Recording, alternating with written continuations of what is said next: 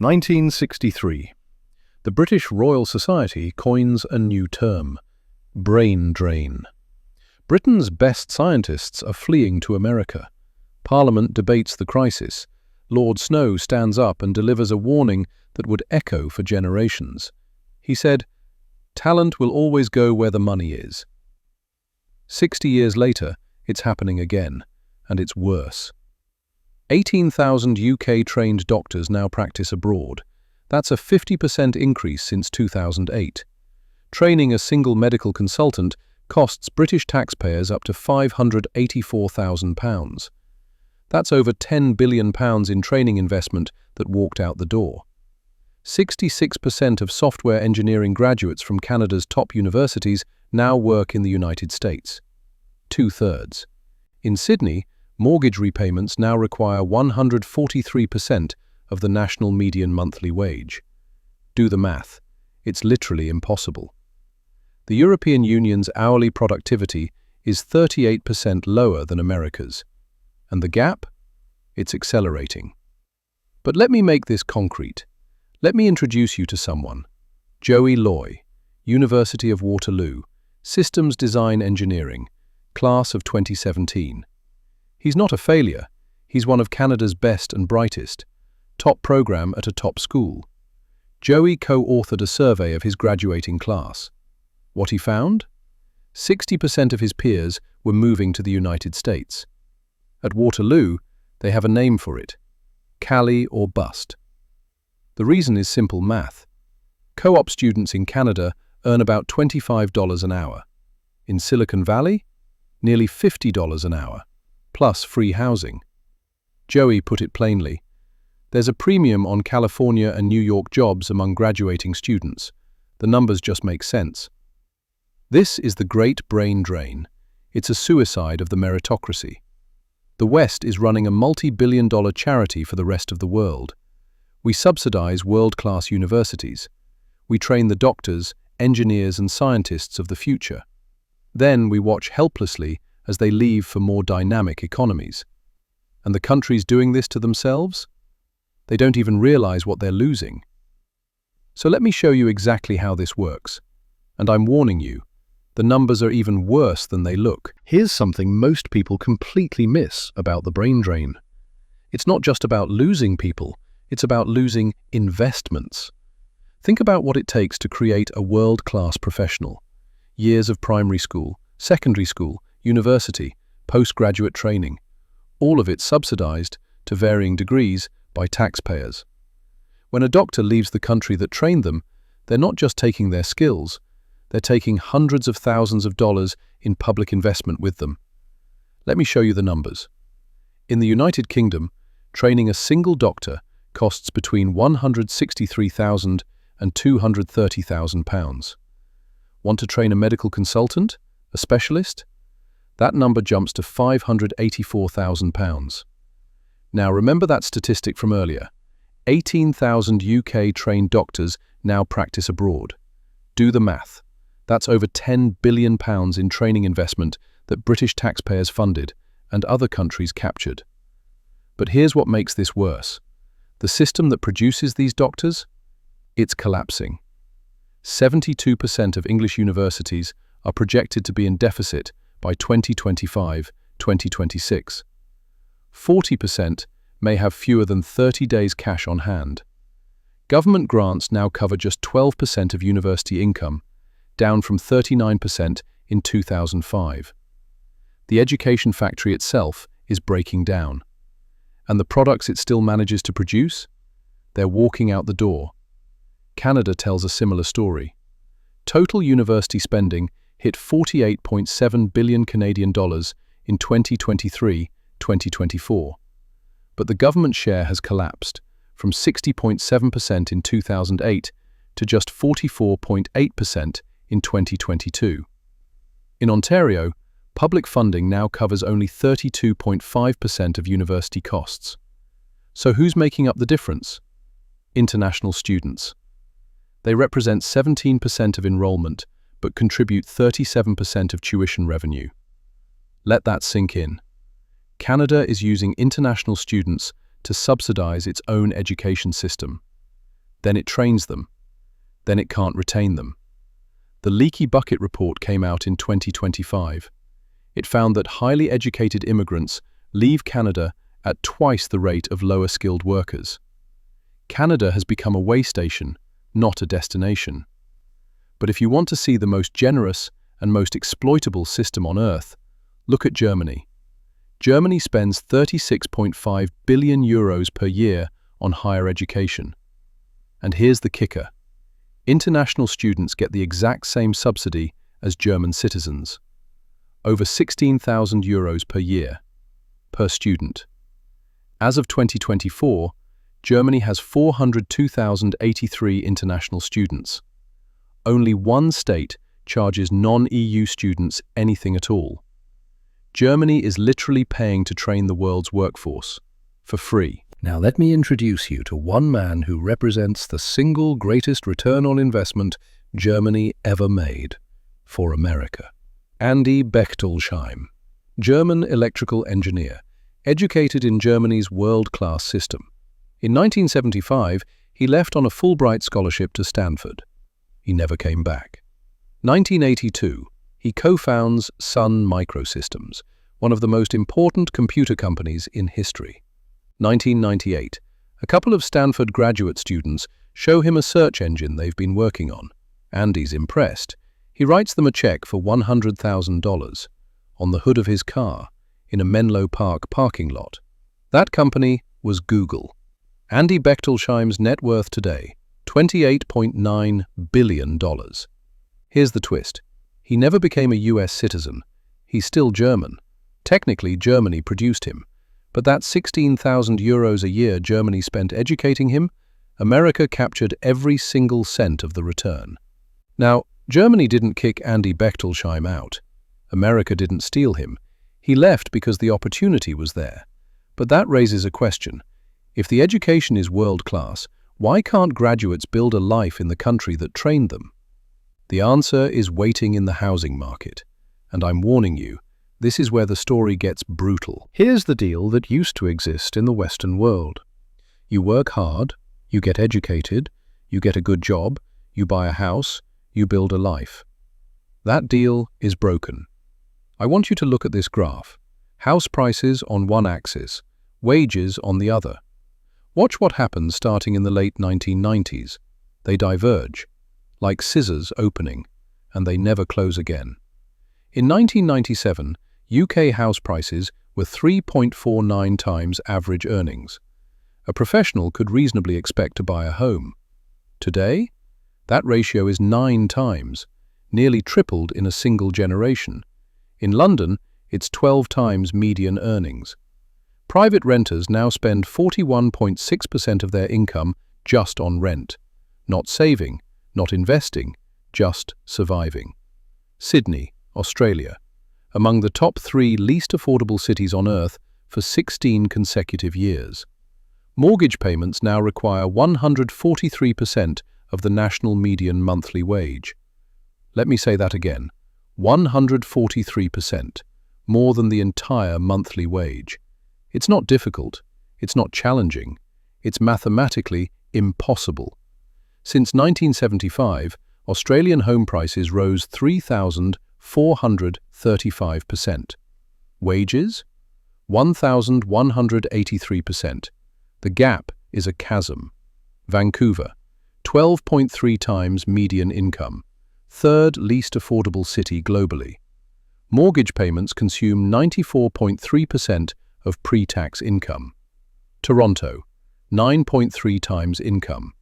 The average buyer now needs 25 years to save a 20% down payment. But here's what makes Canada's story particularly tragic. From the 1980s through the early 2000s, Toronto saw no deterioration in housing affordability. For over 3 decades, the ratio stayed stable at 3 to 4 times income. A young professional could buy a home. That world is gone. And it didn't have to be. Even Germany. Munich now sits at 11.55 times income. Housing costs absorb 42% of net income. Remember Andy Bechtolsheim? Even if he wanted to come home today, he'd face the same trap everyone else does. The numbers tell one story, but the surveys tell another. 3 in 10 Canadians are now considering leaving their province due to housing affordability. Among residents of less than 10 years, 39%. In Ireland, 60% of people under 25 are considering emigration. The dominant factor? Housing. Michael, 35, was a lawyer in Toronto. 6-figure salary. He called homeownership an impossible dream. He moved to Portugal. Now he says, "I can afford a beautiful apartment and still have money to travel and invest." Sarah, 32, AI researcher in Vancouver. "It's heartbreaking to leave Canada, but I want a future where my skills are valued and my life is affordable." These aren't failures. These are success stories. The system is pushing them out. So the West educates its best and brightest, then prices them out of existence. You'd think governments would fix this. You'd think someone would look at the scissors graph and say, "This is a problem." Instead, they found a way to hide it. Let me show you how. Here's something that's going to make you angry. Every year, governments release GDP figures. Economists analyze them. Headlines celebrate growth. Politicians take credit. The economy is growing. Jobs are being created. We're doing great. But there's a number they don't want you to look at too closely. And when you understand what it reveals, the whole story changes. Let's take Canada. From 2014 to 2023, Canada's economy grew. Consistently. The headlines were positive. Everything looked fine. Then someone did the math. Population growth accounted for 84.9% of Canada's total GDP growth during that period. 84.9%, the highest share among all G7 countries. 42 percentage points higher than second-place UK. The economy grew, but not because Canadians were becoming more productive, not because innovation was flourishing. The pie got bigger because more people were eating from it.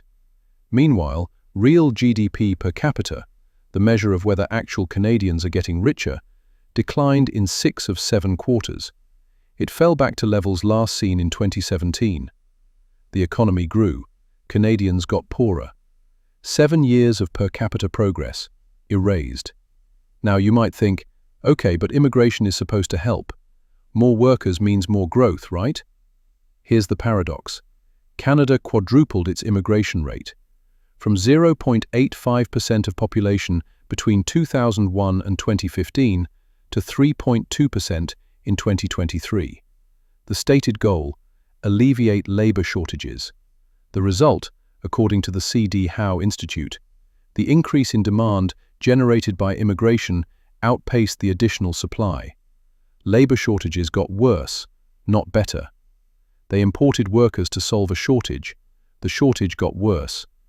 And the workers they trained domestically, they left. Stanford's Millennium Alliance for Humanity and the Biosphere put a name to this.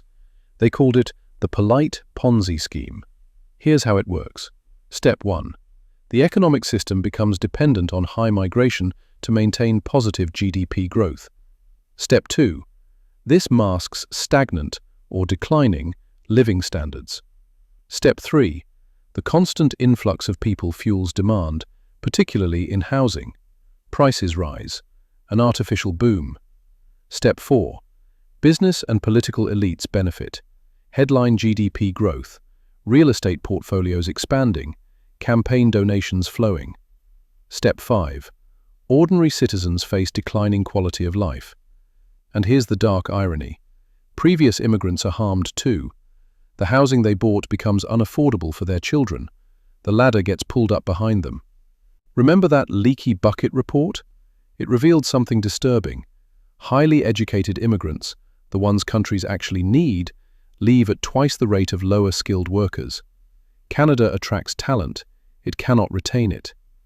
Think about what that means. The country has become a way station, a place to get your credentials, learn English, build your network, and then leave, for somewhere that values you. But the system isn't just pushing its own talent out. It's built on something darker. Many migrant workers have told us they came to Canada hoping to secure a better future. Yet instead, they felt they were treated like slaves. Amnesty International, 2025.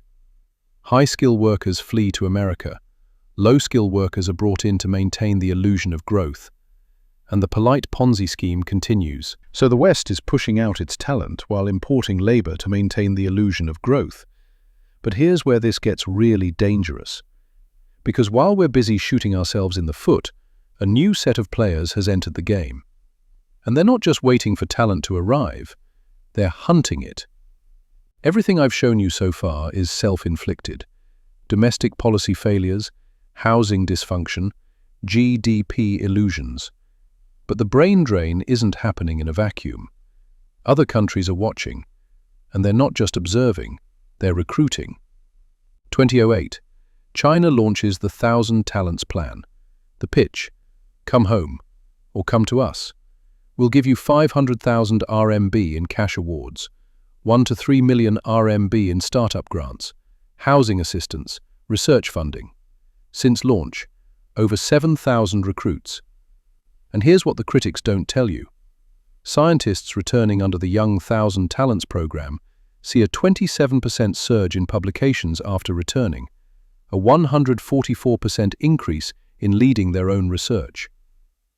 This isn't just recruitment, it's activation. China figured out how to turn returning talent into productive output. But here's what's happening right now.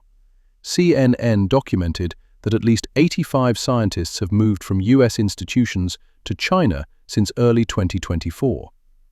More than half of them relocated in 2025 alone. China launched a new K visa, specifically targeting young science and technology talent.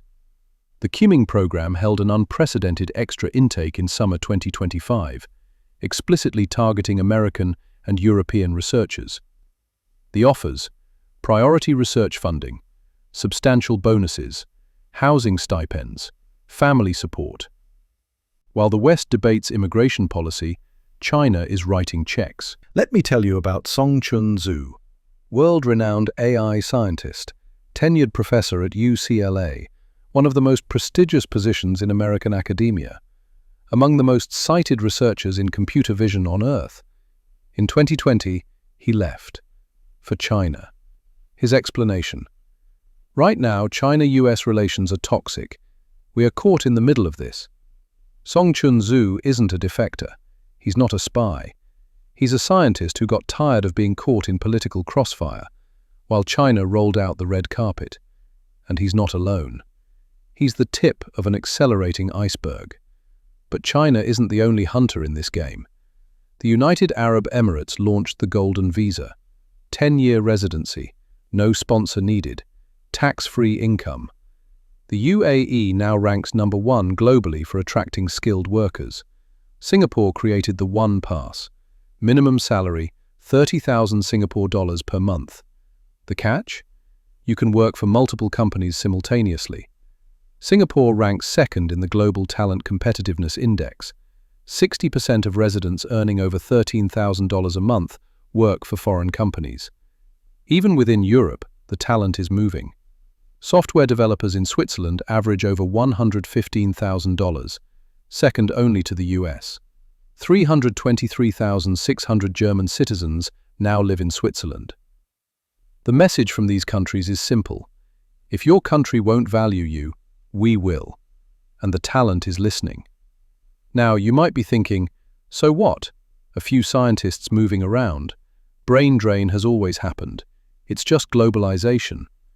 But here's what that argument misses. Let me show you what all of this actually adds up to.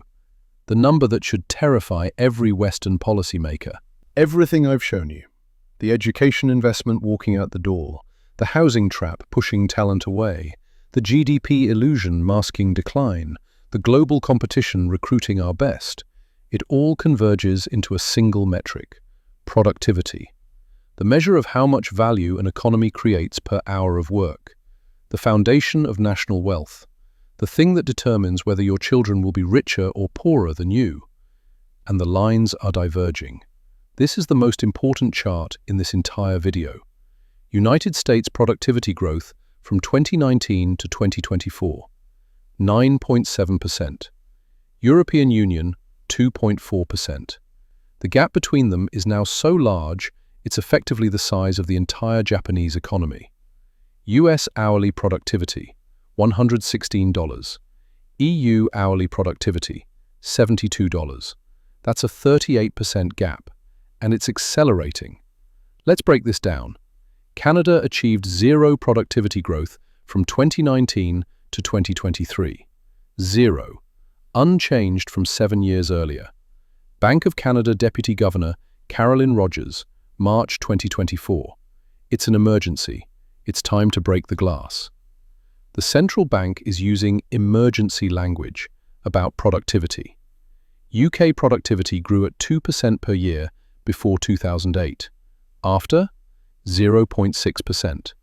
If pre-2007 trends had continued, British productivity would now be 16% higher than it actually is.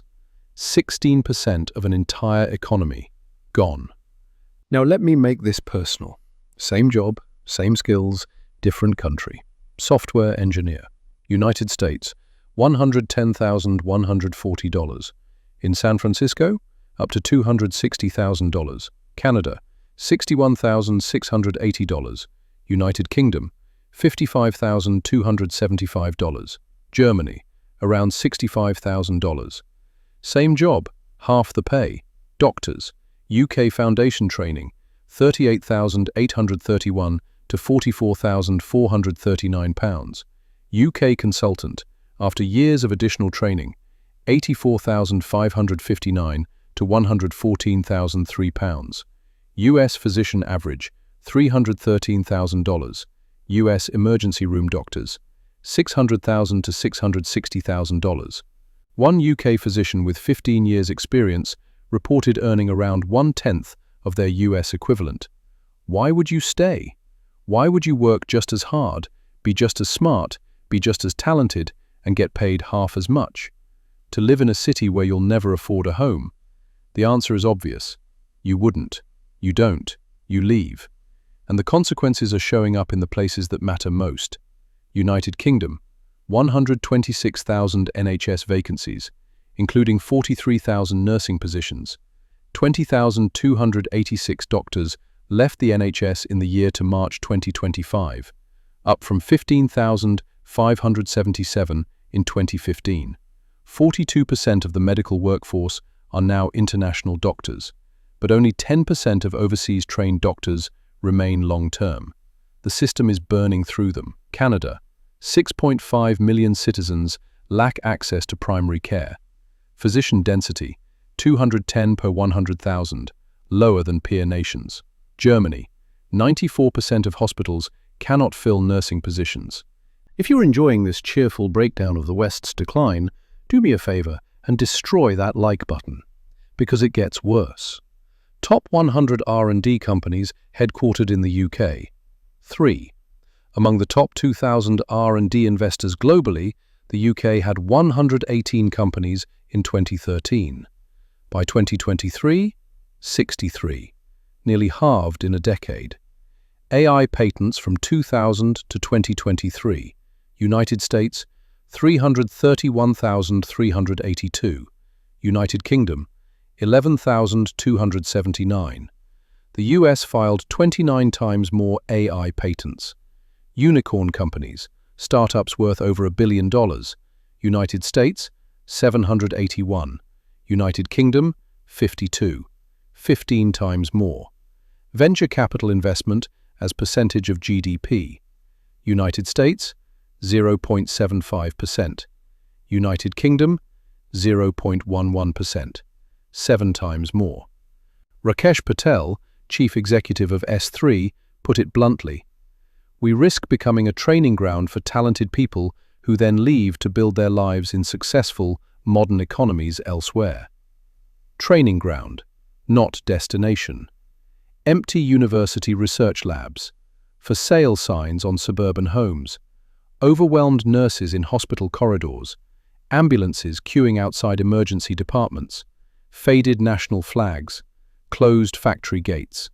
Now, I can already hear the counter-arguments forming. Brain drain benefits everyone eventually. It's just globalization. Talent flows where it's valued. That's how markets work. Let me address that directly. The World Bank has research showing skilled migrants often remit as much money as the fiscal cost of their absence. That's real. 40% of migrating scientists maintain research links with their home country. Collaboration continues. Knowledge flows both ways. And yes, brain circulation can benefit everyone. Talent moves, learns, returns. The world gets smarter. But here's what that argument misses. Some countries have reversed brain drain. They didn't accept talent loss as inevitable. They competed. Ireland. In 2018, 49,200 graduates arrived in Ireland, while only 26,500 left. Net gain of nearly 23,000 educated workers. They turned the tide. Taiwan built an entire semiconductor industry, the most strategically important industry on Earth, on the backs of returning engineers. Morris Chang left Texas Instruments, went home, founded TSMC. Today, TSMC makes 90% of the world's most advanced chips. South Korea. After democratic reforms in the 1980s, engineers started coming back. Today, Samsung and Hyundai are global giants, built by talent that could have stayed in America but chose to return. India. Now seeing reverse migration to its tech sector. Bangalore is pulling people back from Silicon Valley. These countries didn't just hope talent would return, they created conditions that made people want to come home. The West isn't even trying. Which brings us to the question nobody wants to ask. The Great Brain Drain is not a natural disaster. It's not the inevitable price of globalization. It's not something that just happens in a connected world. It's a choice. It's the result of a series of policy failures that have prioritized the price of assets over the value of people, that have measured success in GDP headlines while ignoring GDP per capita, that have subsidized world-class education, then made it mathematically impossible for graduates to build a life in the country that trained them. And here's the darkest irony. The policies meant to create wealth, the housing boom, the university expansion, the immigration surge, have created the very conditions that are destroying it. It's not malice, it's worse. It's a system that has become self-defeating, a machine that was built to generate prosperity, now grinding against itself. The education system produces world-class talent. The housing market pushes them out. The immigration system replaces them with bodies to maintain the illusion. And the GDP number goes up while the country gets poorer. A suicide of the meritocracy. The West is facing a choice. It can continue to be a comfortable, expensive and unproductive museum, a place where the wealthy park their money and everyone else struggles to survive, where the best and brightest leave and the headlines still celebrate growth. Or it can start competing. It can continue to punish its brightest citizens for their success, taxing their income, pricing them out of housing, watching their potential evaporate into someone else's economy. Or it can rebuild the system that once made it the envy of the world. In 1963, Parliament debated the brain drain. Lord Snow stood up and said, "Talent will always go where the money is." 60 years later, the money has moved, the talent is following, and the countries that trained them are left holding the bill. This is Joey, or someone like him, the kid who did everything right, top program, top school, played by the rules. He made it. He has the salary, the apartment, the future, but he had to leave home to get it. He's not angry, he's not bitter, he's just somewhere else. The question is it already too late? Or is there still time to bring them home? Now I want to hear from you. Drop your prediction in the comments. Is the West's brain drain reversible? Or have we already passed the point of no return? And if you want to stay ahead of the next economic shift reshaping the world, hit subscribe.